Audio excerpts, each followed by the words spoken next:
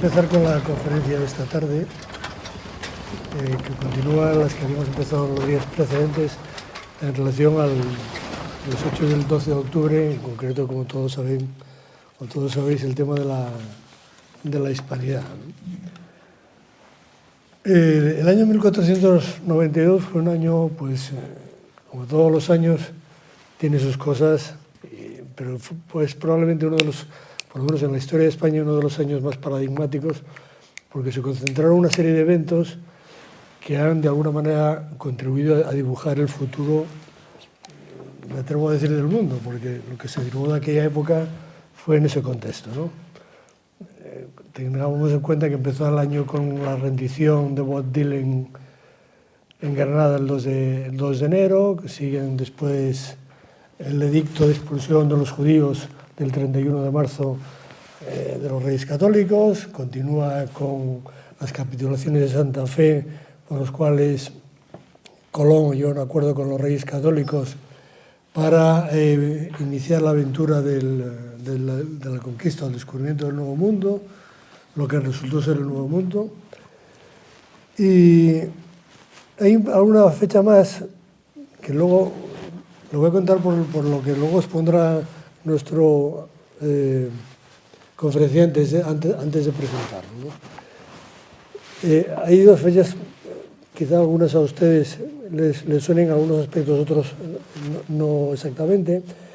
Hay una fecha clave que es el 3 de agosto del 1492, que fue viernes, que fue el día que las naves de Colón se echan camino de América. Esa es una fecha, lo cuento porque viene a raíz de lo que luego nos contará el ponente. Es una fecha crítica en la historia de los judíos, de sus festividades, que es la fecha del Tisá B'Av, el 9 del mes de Abab, que es una fecha, casi me atrevería a decir, catastrófica para el mundo judío, porque fue la fecha en que cayó primero el primer templo de Salomón, luego en el año 581 antes de Jesucristo cayó el segundo templo de Salomón, y prácticamente se coinciden estas fechas con este tema, ¿no? Entonces, le digo eso porque luego hablará el profesor Bartolomé sobre parte de los expedicionarios de este Nuevo Mundo. Hay otra fecha muy importante en este mes, que es el 18 de agosto, donde Antonio de Nebrija publica la primera gramática española. Esto es un hecho capital porque tiene una impronta tremenda. Saben ustedes que, entre otras cosas, Antonio de Nebrija o de Lebrija le decían que era hijo de judeos conversos. Eso le costó algunos encuentros con la Inquisición, que al final salió a buenas, salió bien de esa cuestión. Él se casa, se establece, después de sus estudios, Nebrija, de sus estudios en Bolonia, se establece en Salamanca. Allí se casa con Isabel Solís de Maldonado, que probablemente era una de las familias más importantes que había en Castilla en aquella época, parte de los cuales son conocidos por las famosas revueltas de los comuneros, de los Padilla, Bravo y Maldonado. Estos se asentaban allí, son los que tienen mucha vinculación con esta cuestión, y su señora probablemente perteneciese a la rama judeo-conversa de los Maldonados, y se dedicaban a las tareas de la impresión. Y él, aunque no podía, debía tener un problema de incompatibilidades de la época, no podía ejercer de impresor, pero bueno, de alguna manera practicaba la impresión, ¿no?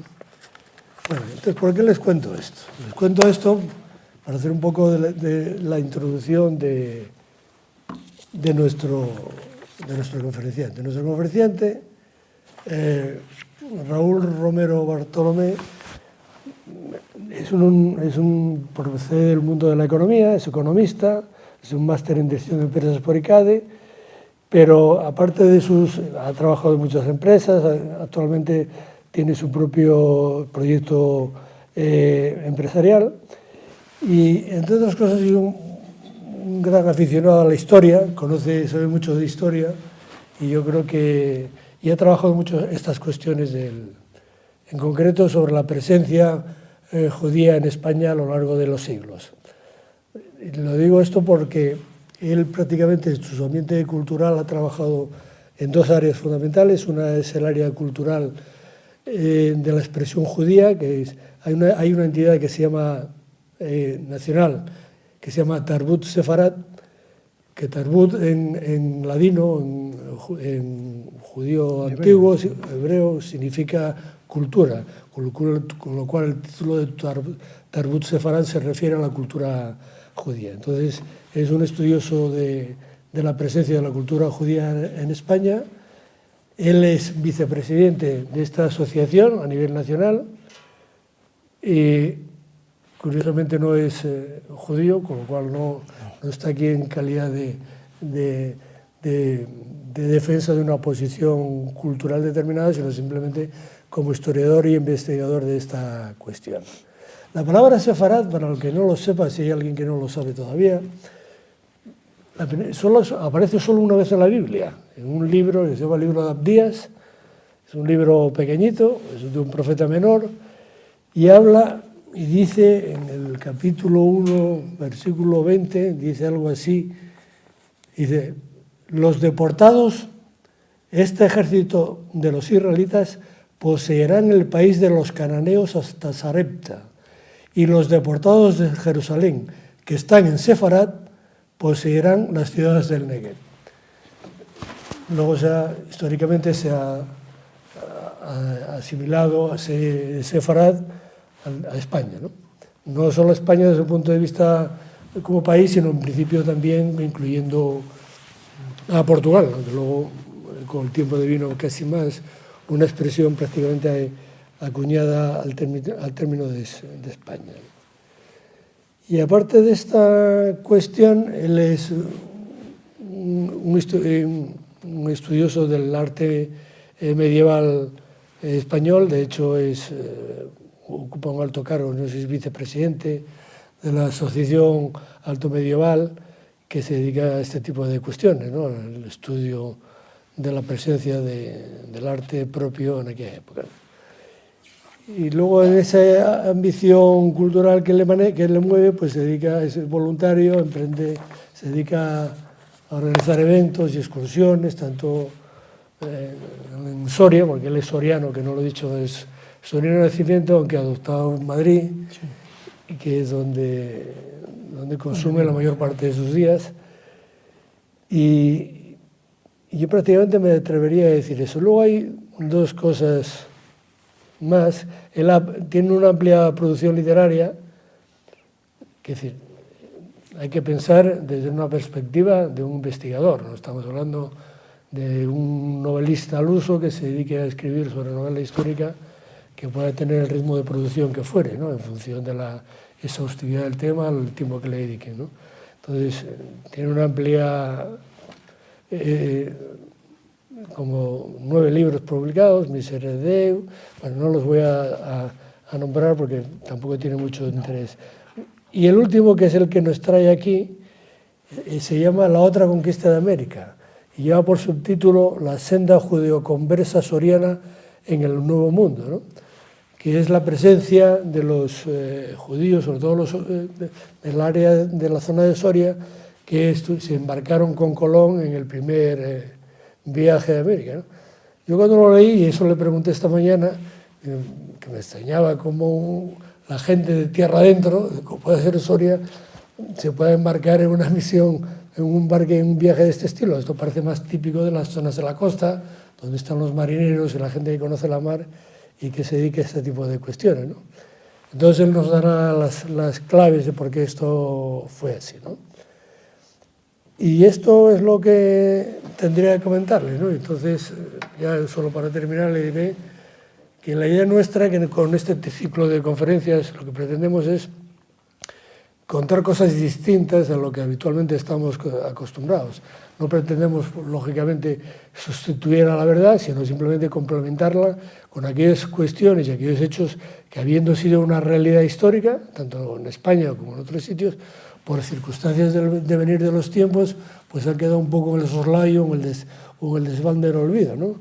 Y entonces yo creo que en esto pues queda, no solo nos cabe volver al Evangelio de San Juan, al capítulo 8, versículo 31 y 32, aquello de veritas vos liberabit, es decir, la verdad os hará libres, ¿no? Y entonces en esa búsqueda de recopilación de la verdad, pues, o por lo menos aquellos aspectos de que faltan a la verdad, tenemos aquí a don Raúl Bartolomé, al cual le paso la palabra. Muy bien.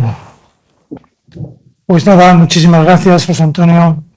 Muchísimas gracias a la Sociedad Civil Oviedo 21 y a la Asociación de Héroes de Cavite por haber convocado estas jornadas y por haberme invitado. Para mí es un honor extraordinario el poder estar aquí con todos ustedes y agradecerles mucho su presencia aquí, por supuesto. Bien, yo vengo a charlar sobre una etapa de la conquista de América que es bastante desconocida, muy desconocida realmente, que es la primera etapa que va desde el descubrimiento hasta el año 1516, que es el año en el que fallece el rey católico. Es una etapa de unos 24 años, es muy larga y parece que no hay grandes acontecimientos en esa etapa, pero yo siempre digo lo mismo, una cosa es abrir camino y otra cosa es recorrer el camino que otros han abierto, ¿eh? Es decir, no tiene nada que ver, ¿eh? Con lo cual abrir el camino es una fase lenta, es una fase complicada y esa es la fase que yo voy a comentar aquí, ¿eh? Realmente se ha escrito poco y existe poca documentación bibliográfica sobre esta etapa, pero a partir de 1519, ya con la llegada en la presencia de Hernán Cortés en México por primera vez, a partir de ahí hay miles y miles de libros y decenas de miles de documentos, sobre todo en el Archivo General de Indias, ¿verdad?, que hablan de la conquista española en América, ¿no? Pero no así de esta primera etapa. Esta primera etapa, donde solo se conquista la española, la isla de Cuba y algunas Antillas menores, digo que de esta etapa no se guarda un recuerdo vivo, principalmente por haber sido protagonizada en su núcleo principal por judeoconversos. Muchos personajes que fueron silenciados por la historia, silenciados primero por el cardenal Cisneros cuando fue inquisidor general y después por Felipe II, desgraciadamente, ¿verdad? De tal manera que no ha sido durante el reinado de Carlos I. Carlos I tuvo otras ocupaciones más importantes con los los calvinistas y con los luteranos. Entonces los judíos no era un tema que a él le preocupara mucho, ¿no? Sin embargo, la Inquisición fueron unos años tremendos, ¿no?, de la Inquisición. Digamos que el más importante de todos los judíos conversos en esta etapa va a ser don Miguel Pérez de Almazán. ¿Quién es este personaje? Este personaje fue secretario de los Reyes Católicos, o secretario de Estado, el hombre que coordinaba la labor de todos los embajadores que enviaban los Reyes Católicos a Europa, ¿verdad? Y hacía las funciones de primer funcionario de la corte, ¿no? Es decir, llegó a tener una presencia de confidencialidad absoluta con el rey católico sobre todo, ¿no? También con la reina, pero sobre todo con el rey católico.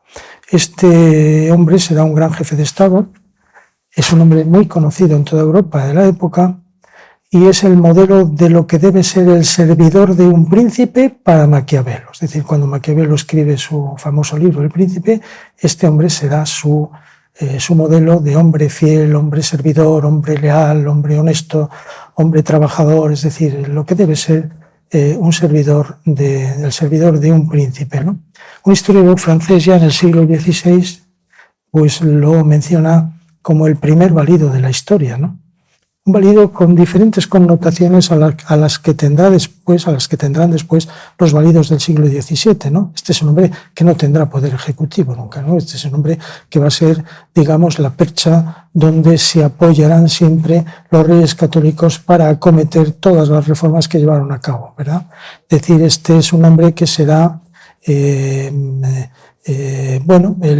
personaje que recibe las órdenes, ¿no? Almazán, ocúpese de esto, Almazán, ocúpese de sacar esto adelante, ¿verdad? Este es el personaje que las tuvo tiesas, sobre todo pues con el gran capitán, con don Gonzalo Fernández de Córdoba, por causa de las cuentas del gran capitán, ¿verdad? Que ha quedado acuñada esa expresión ya hasta el día de hoy, ¿no? Es decir, si el gran capitán pedía 2 millones de maravedíes, pues Almazán le enviaba uno escaso, ¿no? Es decir, porque evidentemente pasaba unas cuentas realmente extraordinarias. Este era el hombre que se enfrentó al gran capital en numerosas ocasiones. Este hombre también va a estar en la polémica que surgirá con con la elección del siguiente rey de los dos reinos ya, de Castilla y de Aragón. Esa elección recaerá en Carlos I, ¿no? Almazán se enfrentó a Cisneros, se llevaban muy mal, eran enemigos acérrimos, y se enfrentó a Cisneros en numerosas ocasiones. Sobre todo, la última ya fue por culpa de esto, ¿no?, de la elección del sucesor. Almazán junto con el rey católico, con el rey Fernando II el Católico, eran partidarios de que el trono recayera en el infante don Fernando, un hijo de la reina Juana la Loca, un hijo que había nacido en Alcalá de Henares, que se había criado en España y que sabía castellano perfectísimamente, ¿no? Cisneros no. Cisneros pensó que el derecho consuetudinario del reino de Castilla exigía que fuera el primogénito de la reina Isabel, de la reina Juana la Loca, y al final se decantó por coronar a Carlos I, un chaval de 19 años que había nacido en Gante y que no hablaba de castellano absolutamente nada, ni hola ni adiós, o sea, una cosa que no se entendía, ¿no? De tal manera que el español de pura cepa, el infante Fernando se fue a ejercer de emperador del Sacro Imperio Romano Germánico, lo que después devino con los siglos en el Imperio Austrohúngaro, y Carlos I llegó a España, ¿verdad? Bueno, con todos los jaleos que hubo, sobre todo con los comuneros de Castilla, ¿verdad? Bien, este es el personaje del cual hablaremos un poco más adelante. Pero vamos a hablar ahora de la preparación de la aventura colombina. La preparación de la aventura colombina se inicia en 1485, cuando Colón viene de la isla Terceira de las Azores, viene a la corte portuguesa a recabar financiación y apoyo para su proyecto. Entonces lo recibe el rey Juan II de Portugal y lleva con un niño de 8 años, su hijo Diego. Él era viudo ya, viudo de Filipa Moniz, de una portuguesa de las Azores, que falleció antes de su llegada a Portugal. Cuando llegó a Portugal, por allí deambulaba ya también, había ya muchas aventuras incubándose, sobre todo en las Azores, ¿verdad? Una de estas aventuras será la de Ferdinand van Olmen, un holandés que estaba dispuesto a llegar a la isla de las 7 ciudades. Había una leyenda de una isla de 7 ciudades, todas bañadas en oro, ¿no? De manera que él se proponía llegar a la isla. Esta isla era conocida como Antilia y pretendió llegar navegando hacia el oeste. Hay que decir que el rey Juan II de Portugal apoyó esta aventura, igual que apoyó la aventura de Bartolomé Díaz para que navegara la navegación de cabotaje por toda África, incluyendo ya el Golfo de Guinea y llegando hasta el Cabo de Buena Esperanza. Fue el hombre que descubrió el Cabo de Buena Esperanza, ¿verdad? Ya no se atrevió a ir más allá, obviamente, y regresó. Estos dos proyectos son los que tenían más en su mano el rey Juan II de Portugal, con lo cual el proyecto de Colón, que era 3 veces más caro y mucho más importante, decidió no apoyarlo, ¿no? Pero en la corte portuguesa había un español. Había un español que será el obispo de Ceuta, don Diego Ortiz de Villegas, un personaje que había nacido en Badajoz y que era obispo de Ceuta, porque Ceuta cayó en manos portuguesas en 1415 y Castilla no la recuperó hasta mucho después. ¿Por qué? Porque estaba inmersa en las guerras con los infantes de Aragón y los conflictos fueron serios y continuos en Castilla en el siglo XV y no decidió la recuperación. El Papa no se regía por la administración civil, sino que había una administración eclesiástica diferente y eligió a este Papa, que por un lado trabajaba para la corte portuguesa, pero por otro lado era español, para elegirle como obispo de Ceuta. Bien, don Diego Ortiz de Villegas, conocido también como Diego de Villegas o Diogo de Villegas, su nombre portugués, había llegado a la corte portuguesa como confesor de una princesa, de la princesa Juana la Beltraneja. Es decir, cuando se llega al acuerdo de que acceda al trono la Isabel la Católica, la Juana Beltraneja se retiró a un monasterio portugués y se llevó con ella a este Diego de Villegas. Como digo, era el confesor de Juana la Beltraneja y además era un cosmógrafo muy reconocido, era un hombre astrólogo y cosmógrafo muy reconocido y entró a trabajar para la corte portuguesa y estuvo presente en todos los contactos de Colón con el rey Juan II. Hasta el punto de que cuando fue rechazado su proyecto, Colón estuvo decidido a venir a Castilla, ¿no? A ver si los reyes de Castilla pues le apoyaban el proyecto, ¿no? Y el Diego de Villegas le recomienda que fuera al convento franciscano de la Rábida, en Huelva. Y así lo hizo. Colón se presenta en el convento de franciscanos de la Rábida, acompañado de su hijo, obviamente, y allí pues expone su proyecto y los franciscanos quedan encantados con el proyecto y le dan una carta de recomendación para don Hernando de Talavera. Hernando de Talavera, el primer obispo que tuvo Granada en 1492, arzobispo de Granada, era un personaje enfrentado también con Cisneros, enfrentado con Cisneros por causa del trato a los judeoconversos. Él fue condenado como judeoconverso, fue reconocido como un judeoconverso, de hecho su madre era judía. Y cuando fallece la reina católica en 1504, solo se le ocurre encarcelar a toda la familia, prácticamente toda la familia judía de Hernando de Talavera. Hernando de Talavera monta en cólera y se fue hasta hablar con el Papa. Y el Papa obligó al cardenal Cisneros a liberar a toda su familia. Es el primer contacto judeo-converso que tiene Colón. Pero claro, cuando los monjes franciscanos le plantean su problema principal era su hijo de 9 años, 8 o 9 años. Era un niño que era huérfano de madre. Era un niño que no se separa de su padre, ni como cualquier niño de esa edad de hoy en día. No se separaba de su padre ni a sol ni a sombra, claro. De tal manera que ese hijo constituía un problema para Colón para poder poner en marcha su proyecto, ¿no? Y entonces los franciscanos lo envían a hablar con con las clarisas de Moguer. Moguer era un pueblo que estaba a 8 kilómetros de la Rábida. Y las clarisas de Moguer va a hablar con ellas. Y allí conoce a la abadesa. La abadesa de Moguer era nada más y nada menos que doña Inés Enríquez y Fernández de Córdoba. Vaya dos apellidos para la época.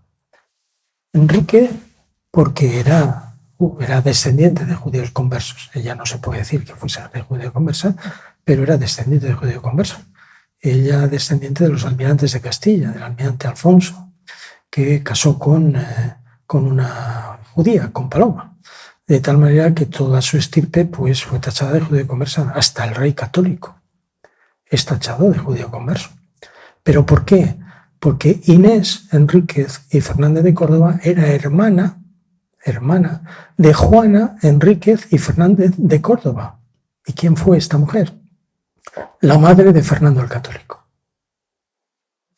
Segundo contacto judío converso de Colón. Esta mujer le da una carta para que se presente ante Juan Enríquez, un pariente suyo, probablemente un sobrino nieto, aunque no he podido certificar esa descendencia, pero probablemente era un sobrino nieto. Este hombre residía en Córdoba y la corte de los reyes católicos en ese momento estaba en Córdoba. De tal manera que le entrega una carta para este personaje, para Juan Enríquez, un hombre que había adoptado, años antes, había adoptado a 2 niños que se habían quedado huérfanos, estos sí huérfanos de padre y de madre. Estos niños se llamaban Beatriz y Pedro y los acoge en su casa. Realmente Juan Enrique estaba casado con una hermana de la madre de estos niños que falleció y que se llamaba Melchor Núñez de Arana, judío converso. De tal manera que Beatriz Núñez de Arana cambió el apellido por Beatriz Enríquez de Arana, es decir, cogió el apellido de su tío y así se la conoce como Beatriz Enríquez de Arana. Beatriz de Enríquez de Arana jugó un papel fundamental en la preparación del viaje colombino. Fundamental, ¿por qué? Porque al final va a ser la amante de Colón, a pesar de su juventud. Es decir, estamos hablando de Colón con una edad de unos 35 años y estamos hablando de Beatriz Enríquez de Arana que apenas tenía 20, ¿no? Pero ella fue la persona que durante el año 1487-88, pues dio a luz a un hijo, el segundo hijo de Colón, don Hernando Colón, era hijo de Beatriz Enríquez de Arana, y ella se hizo cargo del mayor también. Ella se hizo cargo de Diego, el hijo de Diego, y con ello pudo, preparar mucho mejor la aventura colombina, Colón, ¿no? Ya sin esa, sin ese freno que tenía con su hijo, ¿cierto?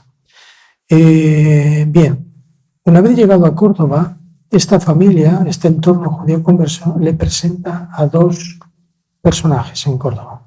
Esos 2 personajes van a ser el médico y el boticario. 2 personajes fundamentales para Colón, fundamentales para acometer su empresa.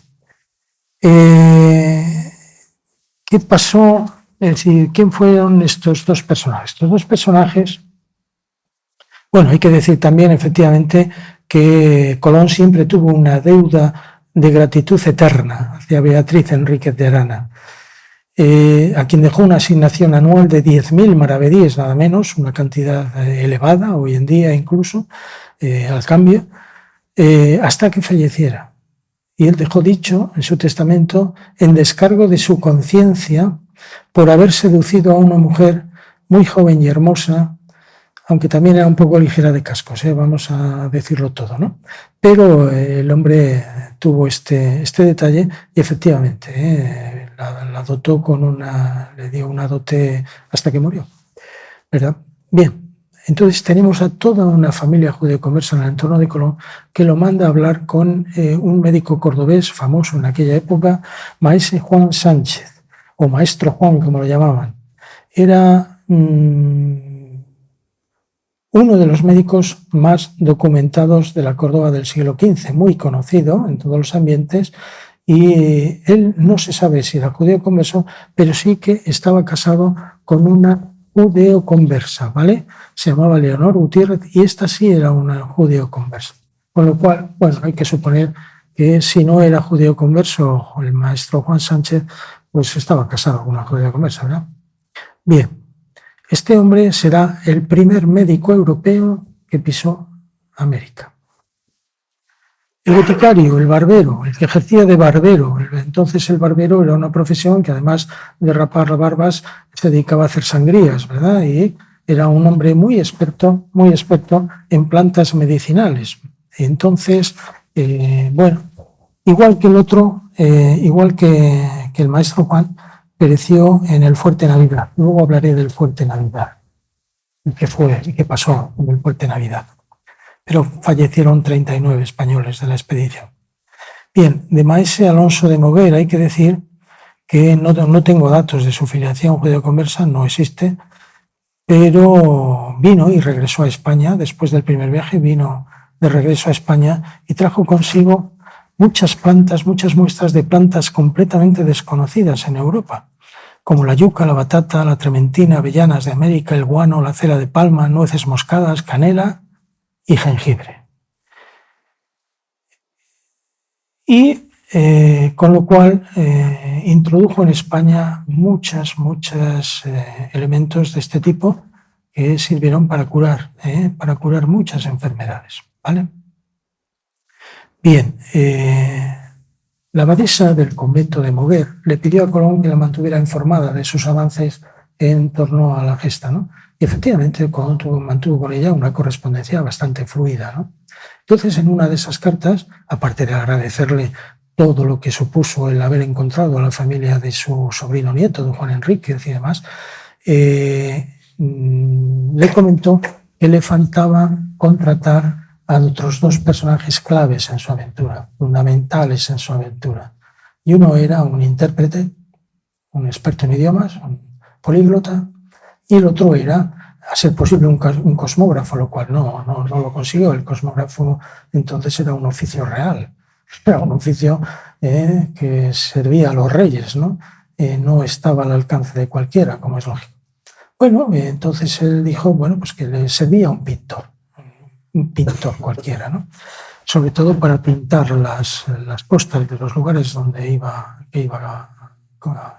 a conquistar, pero sobre todo también para mostrarle después esas pinturas a los reyes católicos. Entonces eran dos personas fundamentales. Y Inés Enrique y Fernando de Córdoba le envió a Murcia. No se sabe muy bien cómo, pero yo deduzco que en el convento había una monja que tenía una hermana fuera del convento, una hermana que había casado con un judío y que estaba en Murcia al servicio del conde de Cartagena, don Juan Chacón. El conde de Cartagena era un comerciante por todo el Mediterráneo, era un hombre que comerciaba y traficaba en el mejor sentido, que comercializaba productos por todo el Mediterráneo. De tal manera que el personaje, que era el marido de esta mujer conocida de las clarisas de Moguer, se llamaba Yusef ben Halevi, un nombre judío completamente. De tal manera que este era un hombre que hablaba, como tenía que convivir y tenía que relacionarse pues en todos los países africanos, pues sabía latín, sabía griego, sabía hebreo, sabía algo de arameo, sabía árabe, por supuesto. Es decir, era un hombre políglota. De tal manera que todo esto le permitió desarrollar su trabajo con mucha eficacia, claro está, ¿no? Bien, también pereció en el Fuerte Navidad.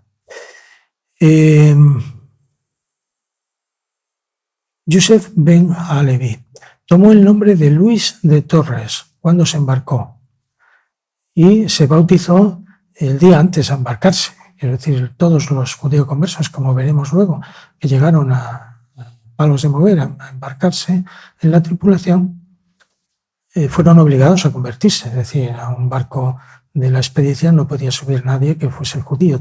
Entonces este hombre se bautizó el día anterior a la partida como Luis de Torres. ¿Verdad? Bien. Ya en el siglo XV hubo un obispo de Cartagena, y también fue obispo de Burgos, que antes había sido rabino en Burgos, y que se llamaba Shlomo ben Ishak Halevi. el mismo apellido que este personaje y quizás pudo ser un descendiente de Pablo de Santa María, que así se llama, es Loma Benilla de la Vica, así como se bautizó. Un personaje muy importante en el siglo XV en España, ¿verdad? Bien, con Luis de Torres iba en una expedición con Rodrigo de Jerez, un vecino de Ayamonte, y Colón les envió al interior de la isla española para localizar y hablar y comunicarse con el Gran Khan. El Gran Khan. Es decir, Colón creía que había llegado a las Indias, ¿no? Y tenía referencias de las Indias por los viajes de Marco Polo, de 2 siglos antes, como es lógico. Y Marco Polo había dicho que el hombre fuerte de todos esos territorios era el Gran Khan, ¿no? Entonces Colón lo envió a hablar con el Gran Khan.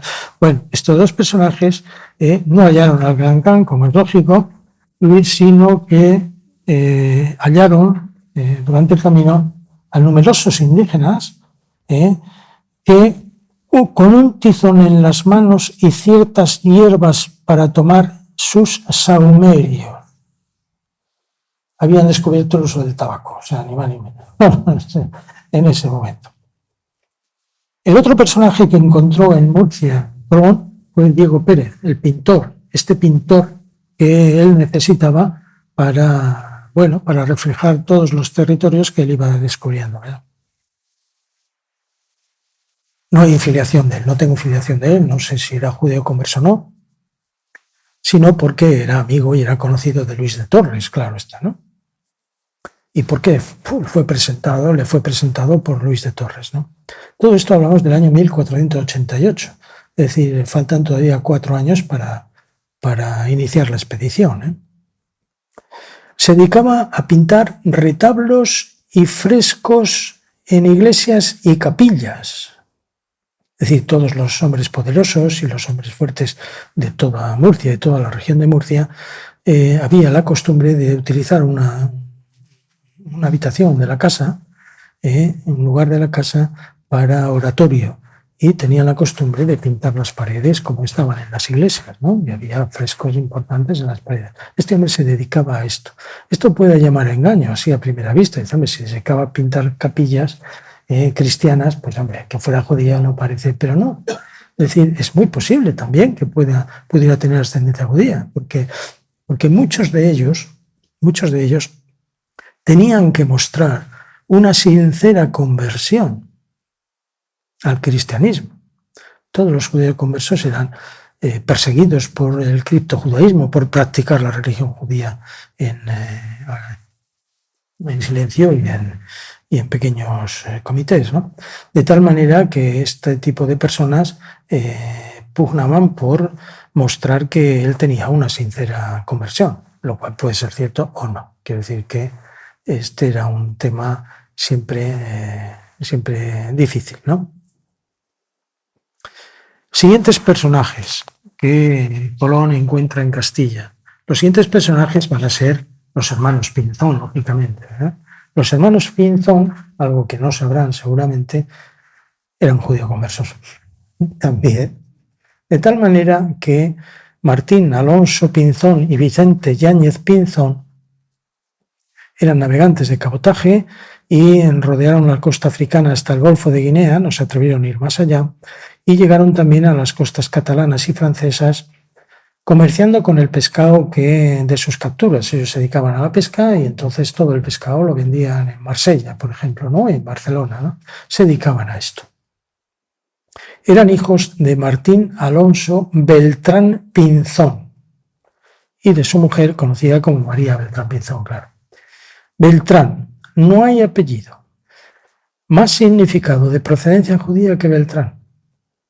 Beltrán es una deformación poética, una deformación fonética, de 2 palabras hebreas, de Bet Rabán. Bet Rabán es casa del rabino, la casa del rabino. Beltrán, Bet Rabán es eso. De tal manera que, bueno, parece que hay poca duda de que era otra familia judío conversa, ¿no?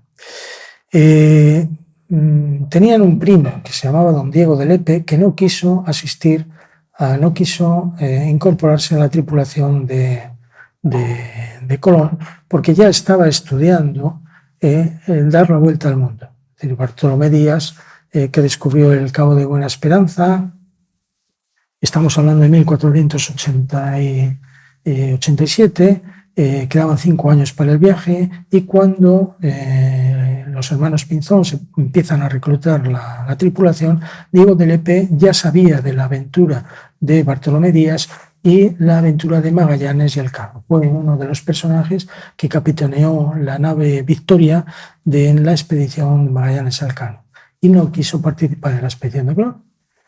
Con lo cual se produce un hecho muy curioso, el primer hecho curioso de la historia, ¿no?, que estoy contando.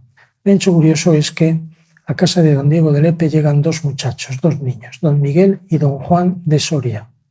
Miguel y Juan de Soria eran 2 niños de 14 y 15 años, ¿no?, que se presentan en casa de don Diego de Lepe con una carta de recomendación de su padre. Es decir, su padre y su madre estaban ya en camino por Valladolid, Peñafiel, Valladolid, camino y del destierro en Portugal, cuando el padre tenían además hermanos pequeños. El padre, arrasado en lágrimas, como es lógico pensar, pues escribió una carta de recomendación para don Diego de Lepe, no sé por qué le conocía a este personaje, y la introdujo entre las ropas de su hijo mayor, y los 2 niños se pusieron a caminar por los campos de Castilla desde Valladolid hasta que llegaron a Lepe, a casa de don Diego de Lepe. Claro, don Diego de Lepe, pues como tenía en mente hacer la travesía y la vuelta al mundo, evidentemente pues no pudo quedarse con los niños, y como era primo de los Pinzones, le pidió a los Pinzones que los admitieran en la tripulación como grumetes, y ahí los tienen ustedes, uno como grumete de la Pinta, otro como grumete de la Niña, 2 muchachos de Soria. Y ahora es el momento de hablar del Fuerte Navidad. Vamos a ver. Cuando Colón llega a la Española, se pone en contacto con los indios que ve allí, unos indios que eran los indios taínos, cuyo jefe era un tal Caonabo. Y el día 24 de diciembre de 1492, Colón se quiere desplazar a una isla, a la isla Quisqueya, para conocer a otro cacique de indios de la Española, el cacique Huacanagarí. Estos caciques pidieron ayuda a Colón. Estamos en las mismas. Todo lo que sucedió a Hernán Cortés ya sucedió a Colón en la Española.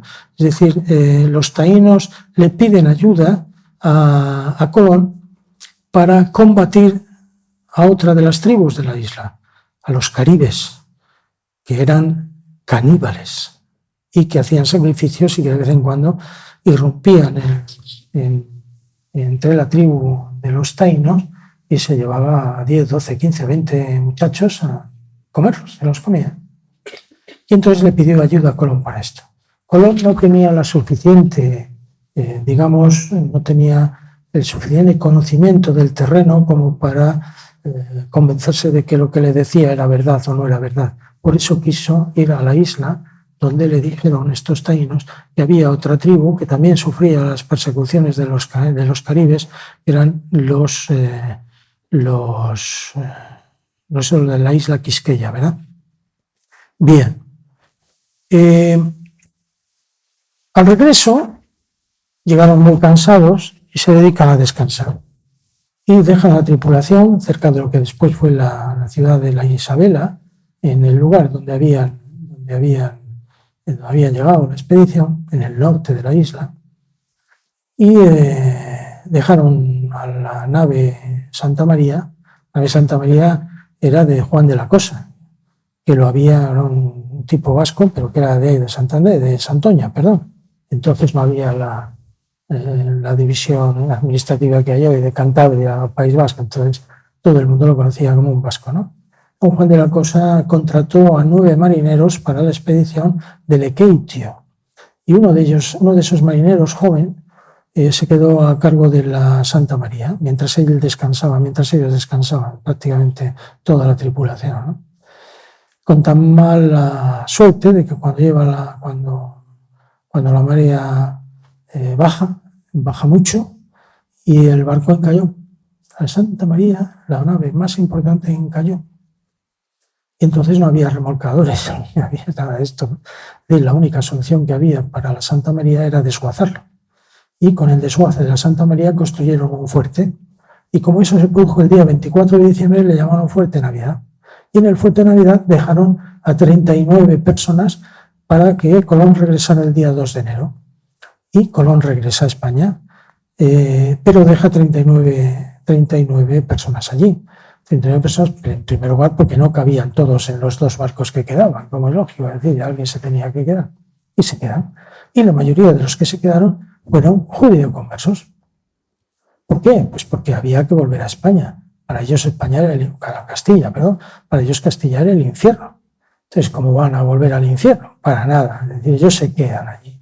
Se quedan allí con tan mala suerte de que hay una revuelta. Don Diego de Arana, es decir, un primo de Beatriz Enrique de Arana, es decir, un sobrino también de Juan Enríquez, se fue para allá y era el alguacil que dejó al cargo del Fuerte Navidad.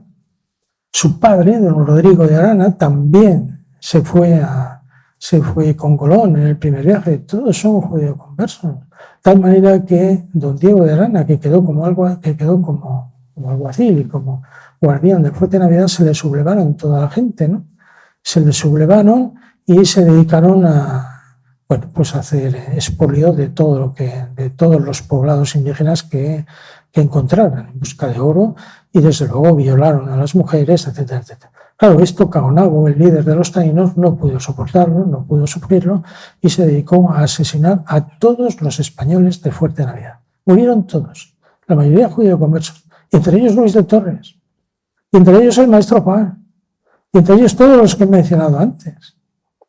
Porque no regresaron a España. El único que regresó fue el boticario con todas aquellas hierbas de todas aquellas plantas medicinales, ¿no? El resto murió, falleció allí en el Fuerte Navidad. Bien, él fue el hecho en el caso del Fuerte Navidad. Seguimos.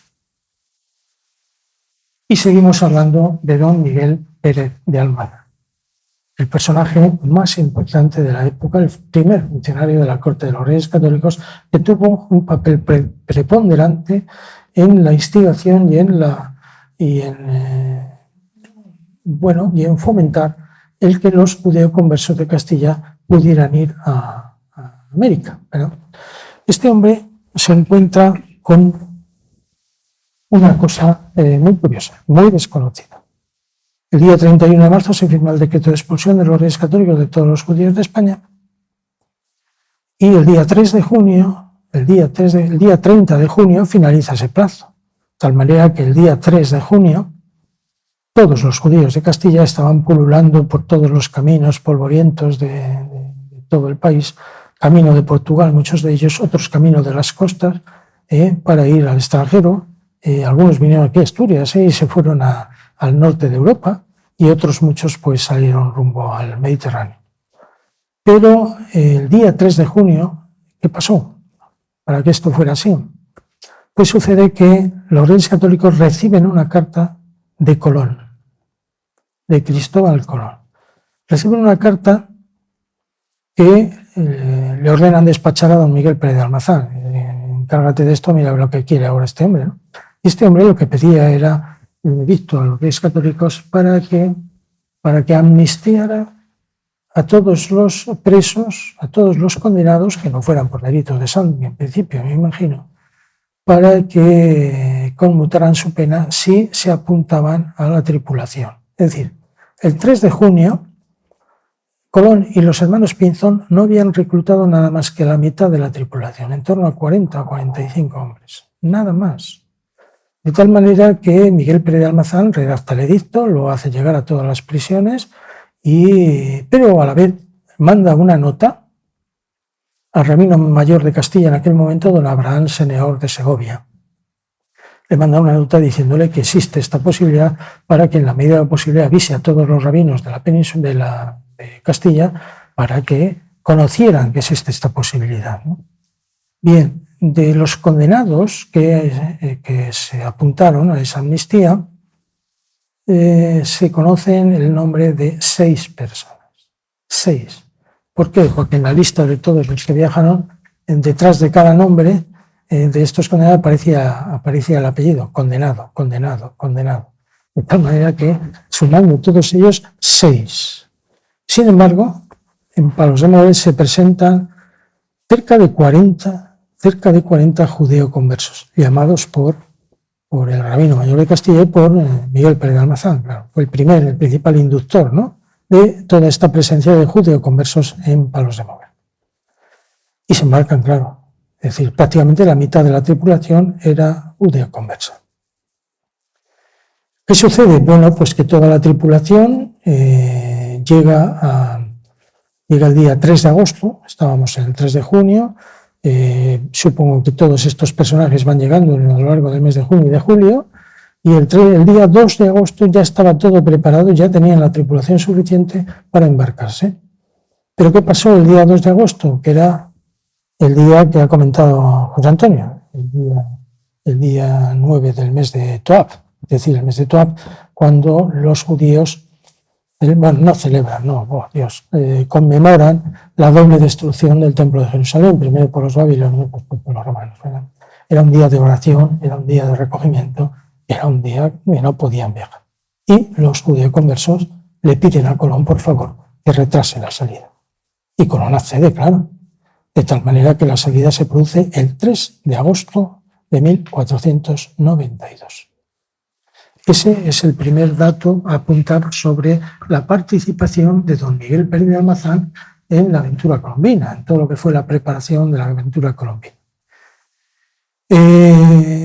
Tercer punto, en 1497 los cristianos que habían llegado a la Española se rebelan un poco contra la situación porque conocían que efectivamente muchos judeoconversos habían viajado allá, ¿no? Los judeoconversos que llegaron a la Española no se significaron de ninguna manera, de forma distinta a los cristianos, ¿vale? Es decir, ellos eran judeoconversos, ellos practicaban el criptojudaísmo, es decir, igual que en Castilla, ellos se dedicaban a practicar la religión mosaica a escondidas, claro, en pequeños conventículos que formaban en sus casas o en lugares discretos donde no los viera nadie. Es decir, nunca, jamás hicieron ostentación de su fe, para nada, eso lo tenían clarísimo, ¿vale? Lo tenían clarísimo. ¿Y por qué practicaban la fe mosaica? Pues porque entre los judíos no está condenado para nada el delito que en los cristianos sí existía, el delito de apostasía. Es decir, aunque apostatasen y se bautizaran como cristianos, la religión judía, todos los judíos seguían admitiendo a esas personas, jamás los criticaron. ¿Por qué? Porque la primera misión de un judío en la vida en el mundo es conservar la vida. Para alabar y dar gracias a Dios por la vida, por el regalo de la vida. De tal manera que convertirse en una forma de decir yo quiero seguir vivo y me tengo que bautizar por obligación, ¿no? Pero siempre fueron aceptados, ¿verdad? Los anusim, los marranos, los judeoconversos que practicaban la religión, ¿verdad? Tenían un rabino especial para ellos. Eso es curioso, ¿eh? Tenían un rabino especial para ellos. De tal manera que esto es lo que sucedía, ¿no? Cuando me preguntan, ¿y qué hicieron los judíos allí? No hicieron nada que no hubieran hecho en Castilla, exactamente lo mismo. Exactamente. En Jamaica se conoce la presencia de una sinagoga del siglo XVI, es la primera, la más antigua que existe en toda Sudamérica, pero en realidad no hay más. Es decir, lo que hoy existe y lo que realmente existe hoy son grandes comunidades judías desde Nueva España, de México, hasta la Patagonia. En todos los países existen comunidades judías importantes, ¿no? Que no llegaron por artículo, no, llegaron con Colón y por los viajes colombinos, los viajes de descubrimiento y de conquista, ¿verdad? Bien, pues en 1497 se produce esta pequeña revuelta en las Indias y se prohibió la entrada en las Indias y la presencia en las Indias, y esto lo firmó Miguel Pérez de Almazán, de desterrados, judíos, moros o reconciliados, aquellos que habían sido absueltos por la Inquisición. Pero nada se decía en aquel edicto de judeoconversos. a los cuales se reconocía una conversión real, una conversión sincera. Por lo tanto, siguieron, esto es una triquiñuela que Miguel Pérez de Almazán consiguió para que siguieran viajando los judeoconversos a América. Y siguieron viajando sin restricciones, ¿no? Siguiente cuestión. Otro hecho muy desconocido. Bueno, primero, un hecho bien desconocido, pero relevante. Don Luis de Arriaga. Don Luis de Arriaga era un judío converso, por supuesto, que era vecino de Almazán, del mismo lugar de donde procedía Miguel Pérez de Almazán. Entonces Colón le manda con un barco, siempre rodeando la isla, para que fuese al sur de la isla donde tenía su sede Caonabo, el jefe de los taínos, ¿no? De tal manera que iban en barco y regresaban en barco.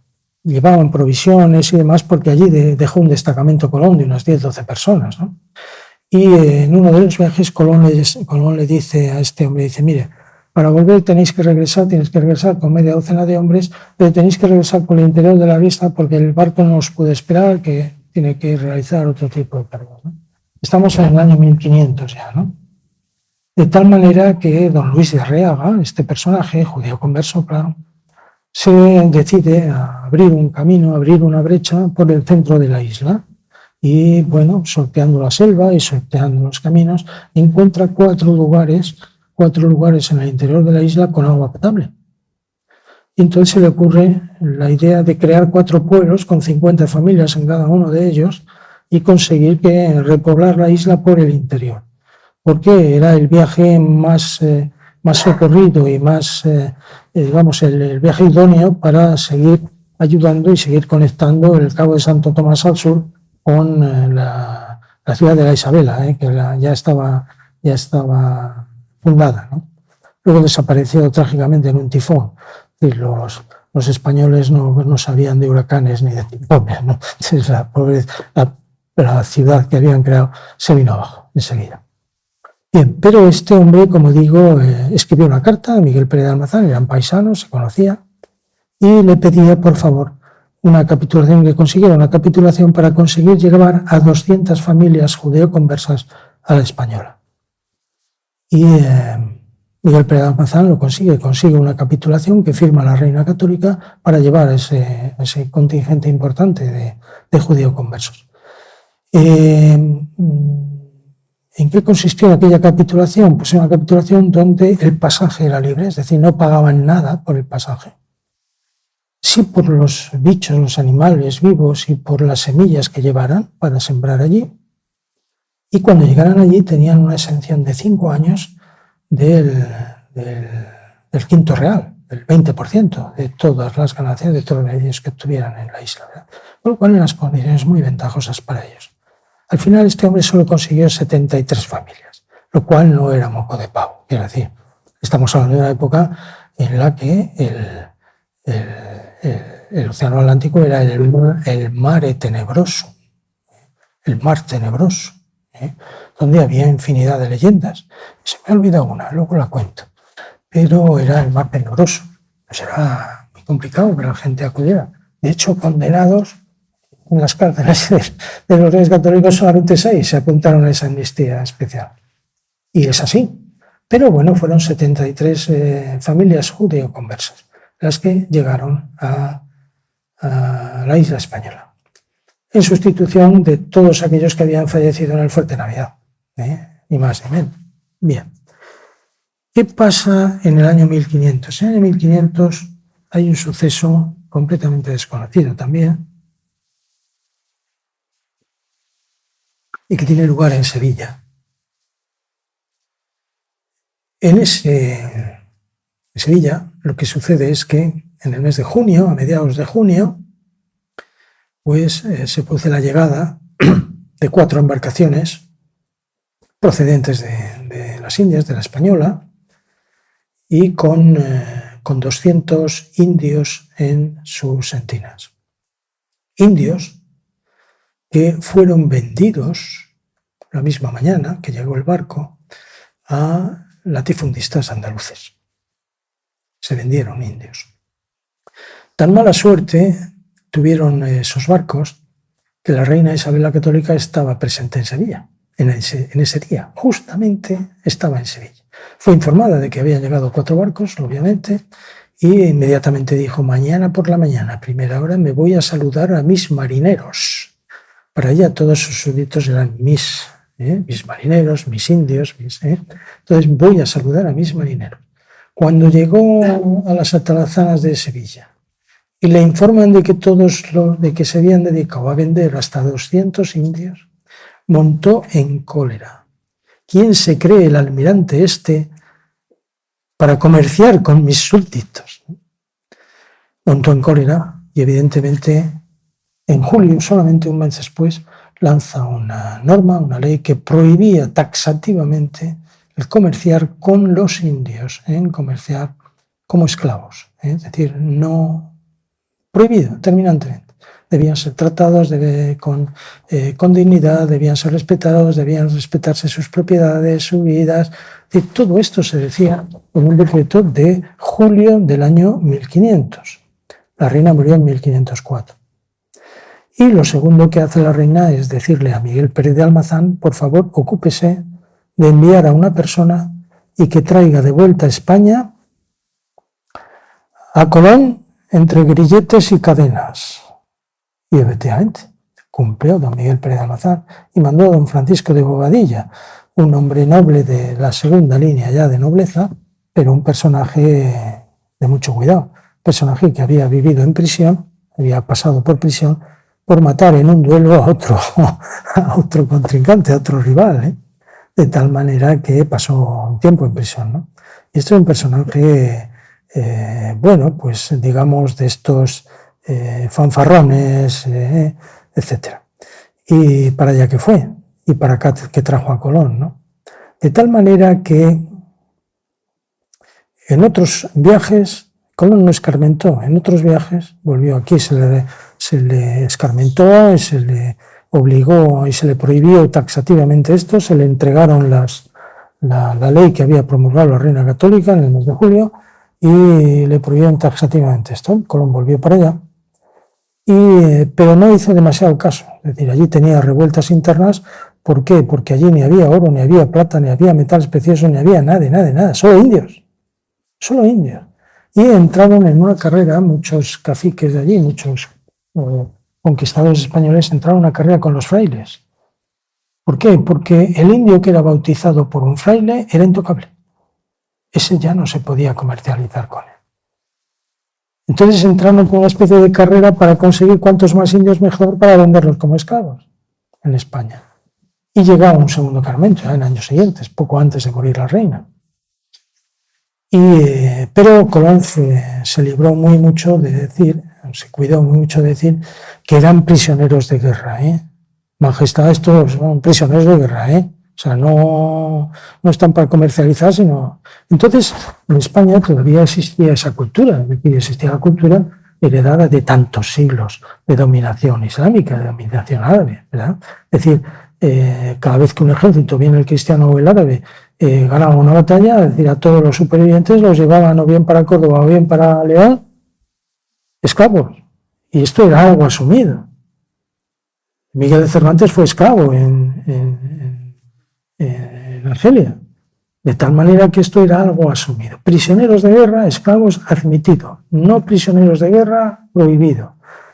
La reina vaciló un poco en esa explicación, pero taxativamente, después, cuando redactó su testamento, prohibió completamente la esclavitud en sus territorios. Pero la esclavitud con los indios de allí, porque la reina católica no pudo conocer en absoluto la esclavitud de los negros llevados allí. O sea, no la conoció. Sí, Brasil se descubrió en el año 1500. Los primeros negros que llegaron allí, llevados por los portugueses, pues fue ya 1508, 1510. La reina murió en 1504. Pero su testamento dejó manifiestamente claro que fue la primera gran defensora de los derechos humanos. La primera gran defensora de los derechos humanos. Y la mujer que impulsó lo que fue después la Escuela de Salamanca, con la Latina y algunos personajes muy importantes, ¿no? Como de la gramática española, Nebrija, ¿verdad? De tal manera que estamos ante una mujer primera defensora de los derechos humanos, es decir, la causa de su santificación tiene sustancia, tiene fundamento. Bien, esto es lo que pasó en el año 1500. Pero ya en 1510 había fallecido la reina.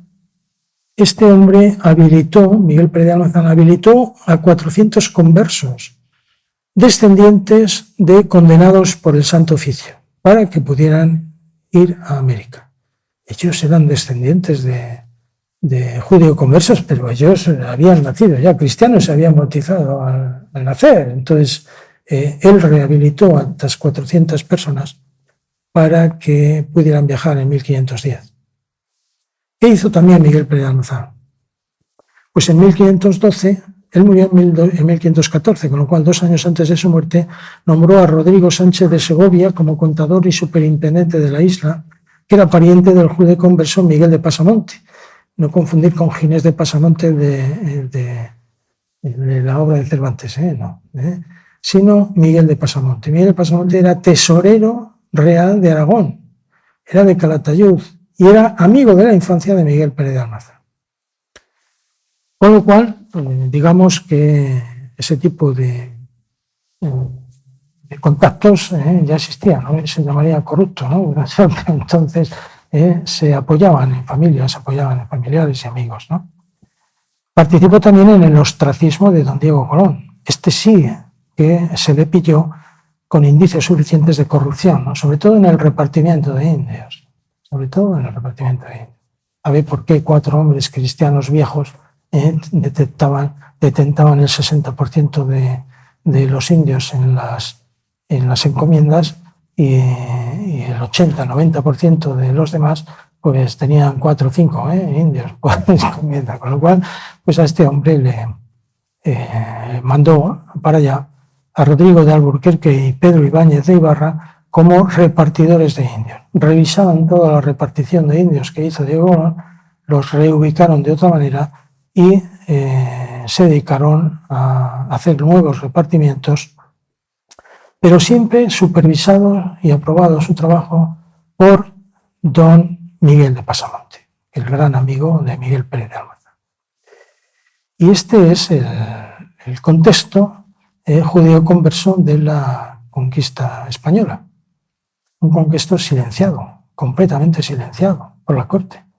Primero por Cisneros, pero después también por Felipe II.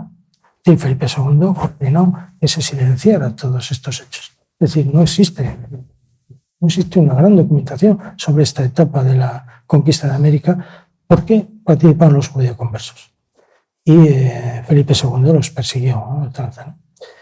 ¿Qué pasa? Esto tampoco es privativo de los judío-conversos, es decir, tampoco es solamente causa en los judío-conversos. Pasó también en el siglo XVIII con la expulsión de los jesuitas. A día de hoy preguntamos a la población y conoce el nombre de 3, como mucho, 4 jesuitas anteriores a la expulsión de España. San Ignacio de Loyola, como mucho San Francisco Javier y ya no sé más. Porque fue ocultada también toda la historia de los jesuitas en España, no en América. En América eran los fundadores de muchas misiones, ¿no? Desde la costa de California hasta Paraguay, Uruguay, Brasil, es decir, fundaron muchísimas misiones. La película La Misión lo narra perfectamente, ¿verdad? Y bueno, lo que sucede es que los virreinatos, los virreyes, los quienes impartían allí la justicia en todos estos lugares, pues tardaban en llegar, eran remolones con la causa, no iban, entonces dejaban vendidos a los jesuitas y los jesuitas se dedicaron a impartir justicia. Se dedicaron también a procurar y digamos no alimentar, pero sí a justificar una insubordinación de las misiones, ¿no?, contra la corona española. Y esto está detrás de la expulsión de los jesuitas de España, ¿no? Hasta tal punto que Hay un escritor famosísimo español, muy desconocido, por ser jesuita, anterior a la expulsión. Esta persona es don Baltasar Gracián, autor del Criticón. Baltasar Gracián es uno de los grandes escritores de España, traducido a 130 idiomas. Tiene una obra maestra, que es El arte de prudencia, oráculo manual o arte de prudencia, que es una auténtica maravilla. Esa obra ha sido de lectura obligatoria en los primeros cursos de sociología y de ciencias políticas en la mitad de las universidades del mundo mundial, desde Australia a Japón y desde Estados Unidos a media Europa. Ese es un personaje que está olvidado también en la cultura española. ¿Y por qué? Por esto que les comento. España siempre ha sido un país cainita, ¿verdad? Es decir, esto siempre se ha dicho así, ¿verdad? Y ciertamente es así, ¿no? Y hay grandes personajes judeoconversos. Por ejemplo, otro personaje también de mi pueblo. Yo es que, en fin, no he venido aquí a hablar de mi pueblo. Ni siquiera hablo de mi libro, pero bueno, de vez en cuando salgo. Es decir, el segundo general de la Compañía de Jesús, el fiel servidor de San Ignacio de Loyola, fue el padre Diego Lainez. El padre Diego Lainez fue el segundo general de la Compañía de Jesús y fue el hombre más importante, el que consolidó la compañía, no solo en Roma, sino que fundó los 3 primeros colegios jesuitas en Europa. Uno en Roma, obviamente, otro en Lausana y otro en Maguncia, quiero creer ahora mismo. De tal manera que fue un gran impulsor de los jesuitas. Bueno, pues de los 6 personajes que acompañaron a San Ignacio de Loyola en la creación de la Compañía de Jesús, solo 5 fueron santos. San Francisco Javier, San Pedro Fabro, en fin, muchos. Todos fueron santos, 5. El sexto no. ¿Sabéis quién era el sexto? El padre Diego Lainez, el segundo general de la Compañía de Jesús, el líder carismático y el hombre que fundó la Contrarreforma en el Concilio de Trento. Un personaje al que todos los cardenales reunidos en concilio querían que fuera papa, querían nombrarlo papa allí mismo, a lo cual este hombre se negó, claro. Este hombre, descendiente de judío converso, pues imagínense, entonces se negó en rotundo. ¿Por qué? Porque si pasan 5, 6, 10 años y descubren que es judío converso, entonces, es decir, con los estatutos de limpieza de sangre en marcha, le hubieran cortado la cabeza en la Plaza del Vaticano. Es decir, la Plaza del Vaticano hubiese sido el lugar donde hubieran levantado su cadalso, ¿no? Pero este personaje no pudieron silenciarlo. Se popularizó en su fecha y hasta el día de hoy, porque tenía una relevancia internacional muy grande, claro, es decir, lo conocía en media Europa. Felipe II no pudo ordenar silencio a nadie. Y digamos que es una cosa. Pero es el único de los 7 que no fue santo, que no fue canonizado. Hasta ese punto llegó el oscurantismo y la ocultación de todos estos personajes. Y luego en mi libro, lo tienen ustedes allí para el que quiera adquirirlo, pues hablo de otros personajes sorianos que tienen aventuras y tienen historias, pues, digamos que muy curiosas, ¿no? Conquistaron Cuba, don Antón de Arriaga, un hermano de don Luis de Arriaga. Otros estuvieron en la expedición de Narváez para llegar a la Nueva España y tomaron Tenochtitlán. Don Juan de Arriaga, otro hermano de don Luis de Arriaga. Luisa Lainez y María Beltrán de Ocárez, eran 2 judío-conversas, que también se fueron para allá cuando la Inquisición las persiguió por todas partes. Y fueron los padres de un personaje, don Tristán de Tejeda, y doña María Beltrán de Ocárez se casó con don Tristán de Tejeda, un personaje de un pueblecito de la provincia de Soria, de Deza, y se fueron para allá, perseguidos por la Inquisición. Y allí nació don Tristán de Tejeda y Ocárez. Don Tristán de Tejeda y Ocárez fue el fundador de la ciudad de Córdoba, en Argentina. Cosas curiosas, de personajes sorianos. Aquí ya, obviamente, me centro en este tipo de personajes, ¿no?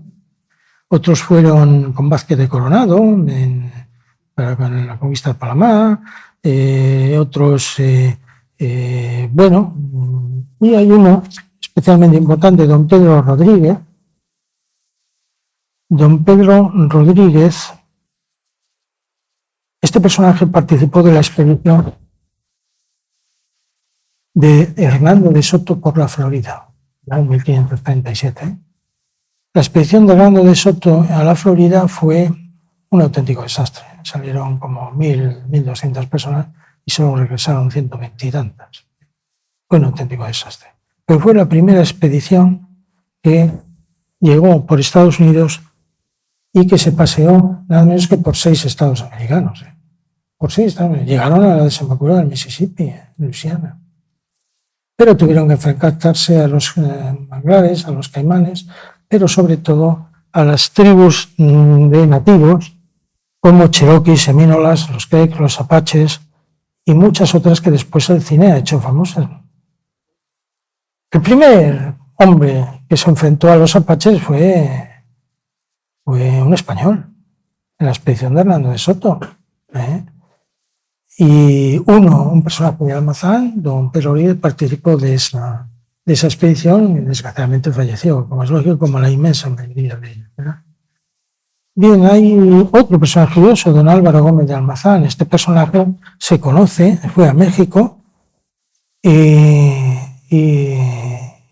en sus necrológicas se habla, pues se hace un elogio de este personaje y se habla de que casó en 1527 con India Principal, y que tuvo 9 hijos mulatos.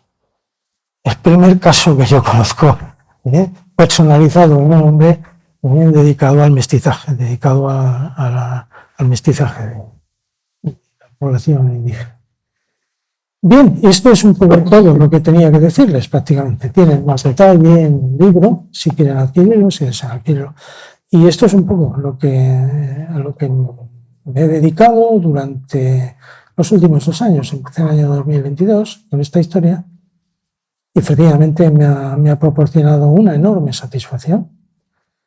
No solo por recuperar la memoria histórica de todos estos personajes judíos, es algo que los judíos de todo el mundo insisten, para ellos es crucial, es necesario, es absolutamente imprescindible tener toda la historia del pueblo judío referenciada desde el 5785 que han celebrado hace poco hasta el día de hoy. Pues había una laguna en Sefarad, había un hueco importante en Sefarad y todo el pueblo judío, todas las asociaciones judías, la mía, donde yo estoy, Tabú Sefarad, pues han recibido todas estas noticias y muchas más, que hay muchos compañeros que se están dedicando a esto en toda España, pues la reciben con un enorme orgullo, ¿no? Y una gran satisfacción.